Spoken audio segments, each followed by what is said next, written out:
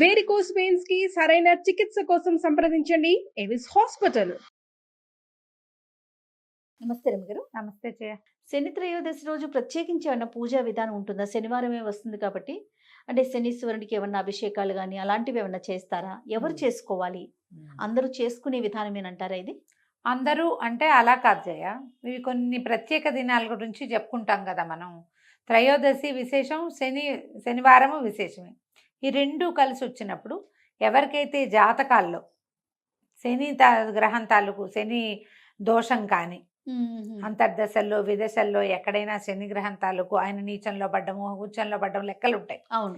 ఇవి ఆ తర్వాత ఏమో ఏదో నా అర్థాష్టమ శని, తర్వాత మనం ఇది చెప్పుకుంటాం కదా 7 సంవత్సరాలు ఉండే సాడే సాతి అంటుంటారు.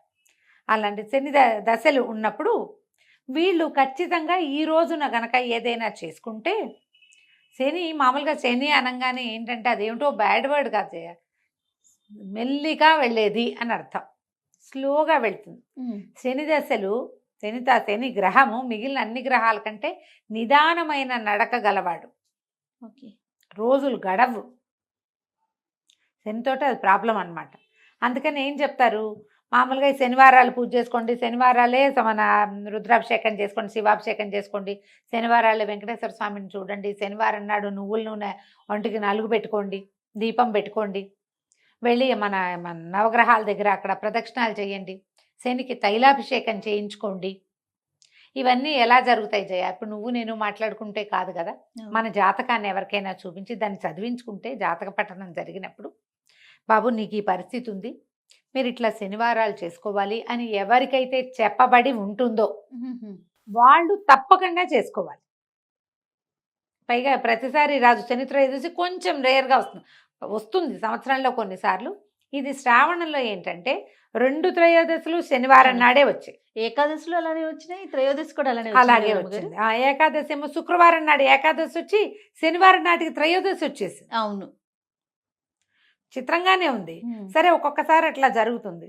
ఈ శ్రావణ నక్షత్రానికి సంబంధించిన మాసం కదా, శ్రావణ శనివారాలు విశేషంగా వెంకటేశ్వర స్వామికి చేసుకోవచ్చు, కొందరు చేసుకుంటారు కదా. శనికి ఏదైనా సమస్యలు ఉన్నవాళ్ళు జాతకపరంగా ఒక్క మాట చూపించుకుని ఉన్నది అలాంటి సమస్య ఏదైనా ఉంది అంటే కనుక విశేషమైన కాలంగా తిని చెప్తారు. ఓకే.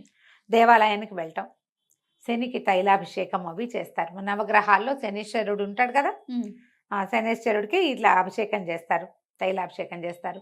చిన్నటి నల్లగుడ్డల్లో నువ్వులు పోసి మూట కట్టి దాన్నే దీపంగా వెలిగిస్తారు. 19 ఎన్నో ప్రదక్షిణాలు ఉంటాయి, 19 ప్రదక్షిణాలు చేయమంటారు. ఇవన్నీ లెక్క పెట్టుకుని 17, 19 లెక్కలు ఉంటాయి. ఈ లెక్క ప్రకారం ఈ గ్రహానికి ఇది నీలాంజన సమాభాసం రవిపుత్రం యమాగ్రజం ఛాయామార్తాండ సంభూతం తం నమామి శనైశ్చరం. ఇంతది చిన్న శ్లోకం. ఈ శ్లోకాన్ని చదువుకుంటూ ఈ దేవాలయంలో ప్రదక్షిణ చేసుకోవచ్చు. మేము అభిషేకాలు అవి చేయలేమండి, అంత శక్తి లేదు, సమయం లేదు, కుదరదు, ఆసక్తి లేదు, అంటే అంత పెద్దవి చేయాలని లేదు అన్నవాళ్ళు ఈ ఒక్క శ్లోకం నేర్చుకోండి. శనివారం నాడు ఎక్కువ సార్లు జపిస్తే మంచిది. ఈ శని త్రయోదశి నాడు దారిలో ఆఫీస్కి వెళ్ళే దారిలో, కాలేజీకి వెళ్ళే దారిలో ఉన్న శివాలయంలో తప్పకుండా నవగ్రహ ప్రతిష్టలు కనపడతాయి. నవగ్రహాల చుట్టూతా ప్రదక్షిణ చేసుకోండి ఈ శ్లోకం చదువుకుంటూ. మీకున్న దశల్లో ఉన్న ఇబ్బందులు, దశల వల్ల జాతకంలో వచ్చే ఇబ్బంది, జీవితంలో మీరు ఎదుర్కొంటున్న సమస్యలు కొంత అంటే తొందరగా గడవని ప్రాబ్లమ్స్ ఏమో గబగబా గడిచెళ్తాయి. ఎప్పటికీ తీరమనుకున్నవి తీరేందుకు కనపడతాయి. తప్పకుండా పనిచేస్తాయి జయ ఈ రోజులు. ఓకే. ఈ పరిస్థితి ఉన్న వాళ్ళు డెఫినెట్గా చేసుకోవచ్చు. మామూలు వాళ్ళు ఏం చెయ్యాలి, ఇలాంటి ఒక క్వశ్చన్ ఉంటుంది. ఇప్పుడు మనకి ఇది శ్రావణ శనివారం కాబట్టి మనం వెంకటేశ్వర ఆరాధన, విష్ణు ఆరాధన చేస్తాము. విష్ణువాలయానికి వెళ్ళినా మీకు మంచిదే, శివాలయానికి కూడా వెళ్తే ఇంకా మంచిది, ఇంకా మంచిది. శివాలయానికి వెళ్ళి మనం కూడా ఒక 3 ప్రదక్షిణాలు చేసుకోవచ్చు. మామూలు వాళ్ళు కూడా అందరూ చేయొచ్చు. ఒట్టిగా చేయకూడదు, శని దృష్టి మన మీద పడితే అలా ఉండదు. ఆయన దృష్టి మీద పడితే మనకేమవ్వదు. జాతక రీత్యా వచ్చేవే వస్తాయి తప్పిస్తే ఆయన చూస్తేనో ముట్టుకుంటేనో మనకి ఏదైనా వస్తుందని అనుకోవద్దు. అన్ని గ్రహాలతో పాటు ఆయన కూడా ఒకడు. తనకు అవసరం లేని చోటుకి వెళ్ళడు, తన పని ఉన్న చోటుకే వెళ్తాడు ఆయన. మనకు అలా భయపడద్దు, చేయకూడదు అలా ఏం ఉండదు.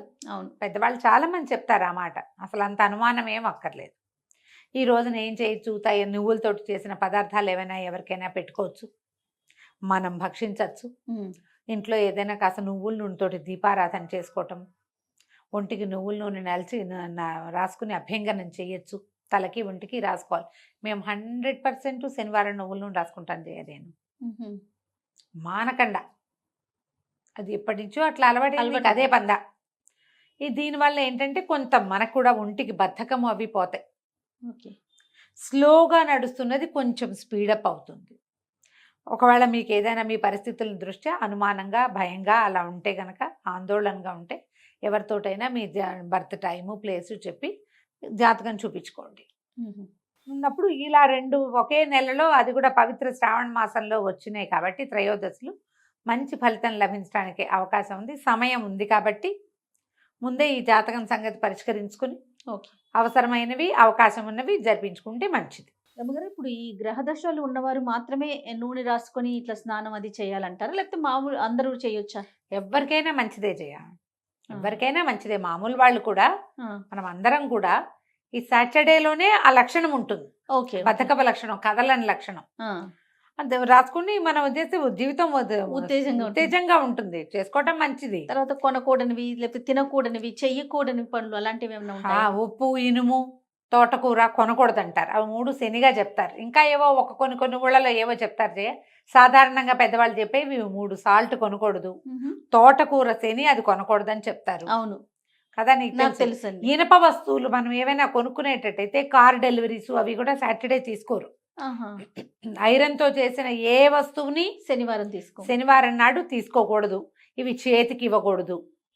నూనె ఒకటి కొనుక్కోకూడదు. ఓకే. ఉప్పు, నూనె, తోటకూర, ఇనుము కొనకూడదు. ఆయిల్స్ శనివారం నాడు కొనకూడదు. పనిమాల మనం సమస్యలు తెచ్చుకున్నట్టు అవుతుందంటారు. దీనివల్ల శని వచ్చేస్తాడని దూకుతాడని అట్లా కాదు. కానీ అది సమస్య కాదు, వచ్చేది.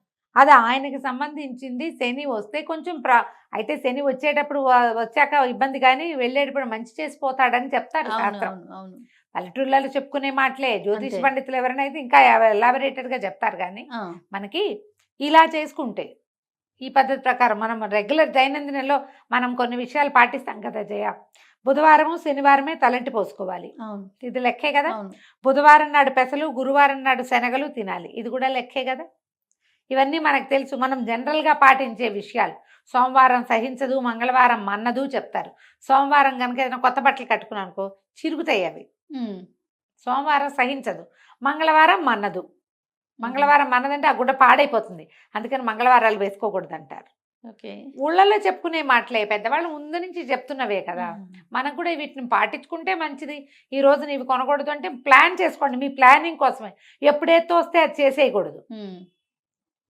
ఏదైనా కొనడానికి ఒక ప్లానింగ్ కావాలా, ఖచ్చితంగా. దానికి నీకు ఫోకస్ కావాలా, ఓ లిస్ట్ కావాలా, దానికి నువ్వు ఎంత బాగుండాలి, ఉమ్. ఉమ్. ఆర్గనైజ్డ్గా ఉండాలి. మరి ఆర్గనైజేషన్లో భాగంగా ఈరోజు ఇది అంటే ఒక పంక్చువల్గా జీవితం పద్ధతి ప్రకారం వెళ్తుంది. అందుకే ఇవన్నీ ఏర్పరిచారు. వీటిలలో కొన్నైనా వాడుకోండి, కొంతైనా పంక్చువాలిటీ అవి వస్తాయి మనకి. అవునండి, ఆలోచించండి. తప్పకుండా రమ్మగారు. నమస్తే. నమస్తే జయ.